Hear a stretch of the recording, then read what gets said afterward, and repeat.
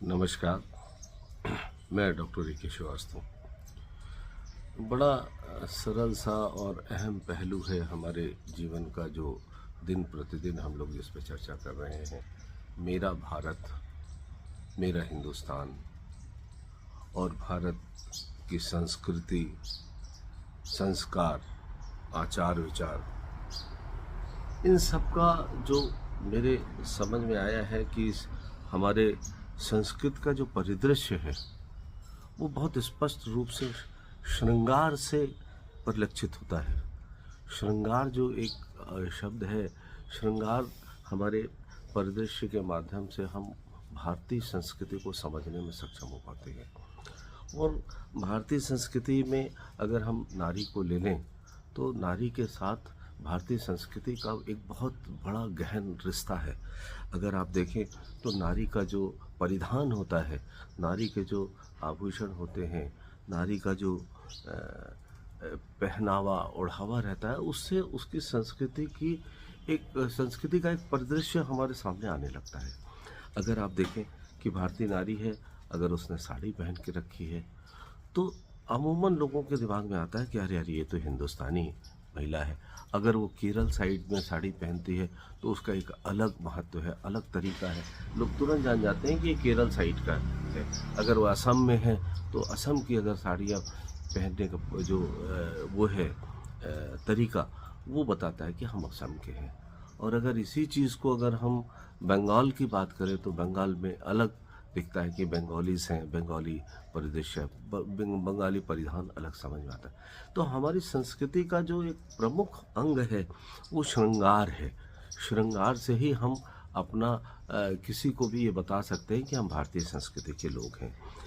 भारतीय संस्कृति में पहले जैसे हुआ करता था कि घूंघट में रहना है, चूड़ियाँ पहनना है, बिंदी पे लगाना है, बिछिया पहनना है, पायल पहनना है, सुबह उठना है, सुबह उठ के स्नान करना है, पूजा पाठ, घर को शुद्ध करना है। कुछ पर्दा प्रथा को भी वो दिया हुआ था उस ज़माने में कि पर्दा प्रथा होनी चाहिए। समय के हिसाब से उन सब में परिवर्तन होता जा रहा है। अब आज सबसे महत्वपूर्ण बात हो गई है कि इस बात को लेकर हमारे श्रृंगार में इतने परिवर्तन आ रहे हैं और परिवर्तन के कारण हमारी बहुत सी चीज़ें विलुप्त होती जा रही हैं। हमारे जो संस्कार हैं, हमारा जो श्रृंगार था उसमें विघटन हो गया है बहुत ज़बरदस्त तरीके से।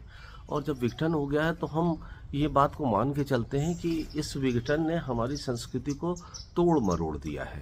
निश्चित तौर पे अभी अचानक एक बहुत बड़ी बात आई है जो माननीय नरेंद्र मोदी जी ने जिस चीज़ को बढ़ावा दिया कि हम हिंदू हैं, इस बात का सनातन होने का एक जो संदेश पूरे देश में उन्होंने दिया है कि हम सनातन हैं। हमें पूजा पाठ, ईश्वर पे आराधना, ईश्वर पे विश्वास, ये जो बहुत समय से विलुप्त होना शुरू हो गया था, इस पे बहुत बड़ा बदलाव आया है।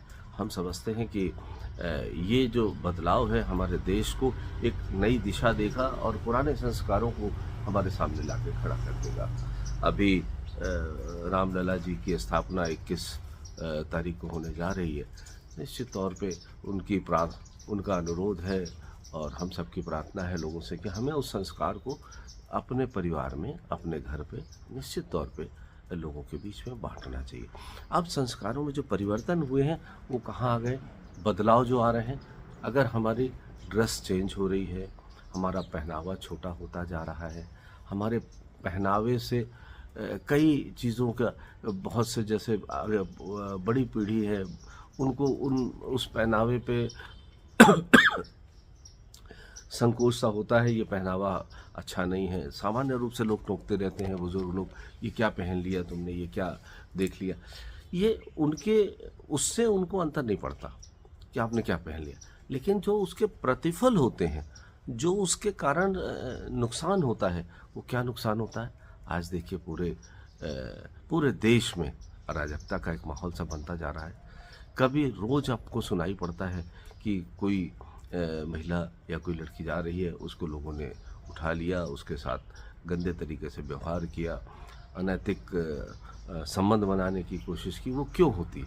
उसके पीछे केवल एक ही कारण है कि हमारा अंग प्रदर्शन जो होता था, अंग प्रदर्शन जो हो रहा है, वो लोगों को उत्तेजित करता है, लोगों को आगे बढ़ाता है। ये नहीं होना चाहिए। और पुराने संस्कार में पुराने जो हमारा वो था, परिदृश्य था, वो श्रृंगार जो था, श्रृंगार इन सब चीज़ों से हमें बचाता था।